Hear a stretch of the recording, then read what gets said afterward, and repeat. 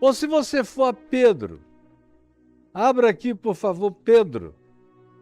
Se você quiser, no capítulo 3 de Pedro, e vale a pena a gente ler do verso 13 em diante, aqui no capítulo 3 da primeira epístola de Pedro, onde se diz: ora, quem é que vos há de maltratar, se fordes zelosos do que é bom? É uma pergunta retórica, embora Pedro mesmo saiba que a resposta é muita gente ainda. Mesmo você só fazendo o que é bom, você vai ser maltratado por muita gente, não por todos. E Pedro sabia a resposta porque Jesus só fez o que era bom. E proporcionalmente ninguém foi mais maltratado do que ele. Então a resposta, Pedro, é depende. Depende de quem vem contra mim. Depende do observador. Aí Pedro corrige a pergunta retórica e a relativiza dizendo: mas, ou todavia, ainda que venhais a sofrer por causa da justiça, e justiça que é sinônimo de evangelho, não é de legalismo, de judicialismo, nem de leis, nem de morais, é a justiça do reino de Deus, que excede em muito a dos escribas e fariseus. É outra categoria, é a justiça da prática do amor. Então, mesmo que vocês venham a ser assim perseguidos por viverem a justiça do Evangelho, bem-aventurados, macários sois vós. Não vos amedronteis. Preste atenção. Preste atenção. Não vos amedronteis. Não botem um galho dentro, não encolham-se, não calem-se. De modo algum não vos amedronteis.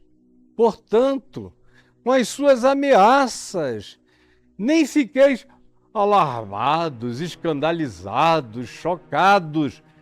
Porque se você vive segundo Jesus, Paulo diz, escrevendo a Timóteo, preste atenção, todos quantos querem viver justa e piedosamente em Cristo Jesus serão perseguidos. Com a justiça do reino de Deus e com a piedade do amor de Deus, segundo o evangelho da graça e do perdão. Quem vive assim se torna insuportável num mundo cheio de ódio, de religião cheia de ódio, de crentes cheios de ódios, de pagãos cheios de ódios, de humanos que não gostam de sarrafos elevados porque coloca em contraste a realidade da vida feia que eles vivem, que encarnam. Portanto, não vos atemorizeis, nem fiquem alarmados, nem se choquem, nem se escandalizem, antes pelo contrário. Santificai a Cristo como Senhor em vossos corações, obedecendo o Evangelho sem medo, estando sempre preparados para responder a todo aquele que vos pedir razão da esperança que há em vós, fazendo-o todavia, não com arrogância, mas ao contrário com mansidão e temor. Com mansidão e temor, com humildade, com mansidão e temor. Que coisa linda! Com boa consciência, sem acusação nenhuma na consciência, sabendo que vocês estão vivendo com a mente limpa, os olhos limpos, a vida limpa, os sentimentos limpos, com boa consciência, para com todos, na presença de Deus, de modo que naquilo em que eles falam contra vós outros, falam mal de vós, inventam mentiras sobre vocês, eles fiquem envergonhados.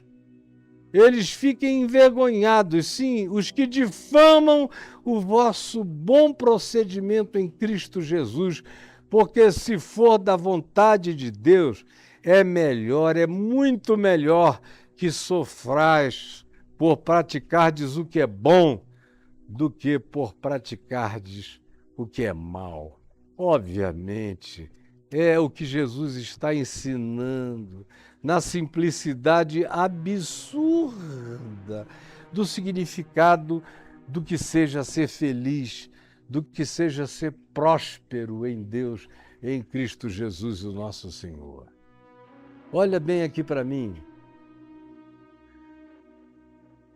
Os melhores momentos da chamada igreja visível, historicamente objeto de narrativa, historicamente constatável, os melhores momentos dela foram os momentos em que ela sofreu perseguição perversa. Quando, praticando o que era bom, praticando o Evangelho, por causa da prática do bem, por causa da prática do Evangelho, os Calígulas, os Neros, os Domicianos, os príncipes perversos, os reis malignos, as rainhas bruxificadas, os papas mordazes e malignos, os cardeais horrorosos, os bispos invejosos, os pastores cobiçosos de torpe ganância, perseguiram vocês. Quando vocês são perseguidos injustamente, esse é o momento de maior glória para vocês. Porque vocês ficam na companhia de Isaías, de Jeremias, de Ezequiel, de Oséias, de gente boa de Deus, de Amós, de Obadias. Ficam na companhia de Pedro, de Paulo, de João, de Tiago decapitado. Ficam na companhia de Cristo Jesus. Agora, a maior parte das vezes que a igreja foi perseguida, ela foi perseguida com razão de ser. Foi perseguida por causa da sua maldade, do seu abuso, do seu estelionato, da sua corrupção, da sua perversão. E aí eles ficam chorando, dizendo, estão nos perseguindo. Raramente nós somos perseguidos pela prática do bem. Agora, pela prática do mal, é bom que sejamos perseguidos, para ver se no meio disso alguém cria vergonha na cara, alguém acorda, alguém vira humilde de espírito e aprende alguma coisa. Mas se for pela prática do Evangelho, assuma, abrace a sua bem-aventurança. Abrace a justiça do reino de Deus. E fique sabendo que você já é um ser habitado pelo reino dos céus. O trono da glória está plantado em você. O reino de Deus, que não vem com visível aparência, não é manifestado como uma torre de Dubai. Não, é uma construção abstrata no coração. Estará erguido indestrutivelmente no coração de vocês. Aqui no Instagram acabou, mas eu prossigo com você aqui no YouTube, na nossa plataforma, no Papo de Graça. O reino de Deus, o reino dos céus, está dentro de você. Por fora você pode não ter nada, podem despojar você de tudo, mas você é o ser humano mais rico do pedaço, de qualquer pedaço. Senhor Jesus, eu estou aqui como uma criança, falando com crianças, dizendo o óbvio, segundo o Evangelho, o óbvio de Jesus, o óbvio de Cristo Jesus, o óbvio de Pedro, o óbvio de Paulo, o óbvio de Isaías, de Jeremias, de Ezequiel. Eu estou dizendo o óbvio daqueles que andaram contigo e aceitaram todas as consequências. Mas é um óbvio praticado por muito pouca gente. Não que eles não entendam, mas infelizmente é porque no coração empedernido não querem acolher.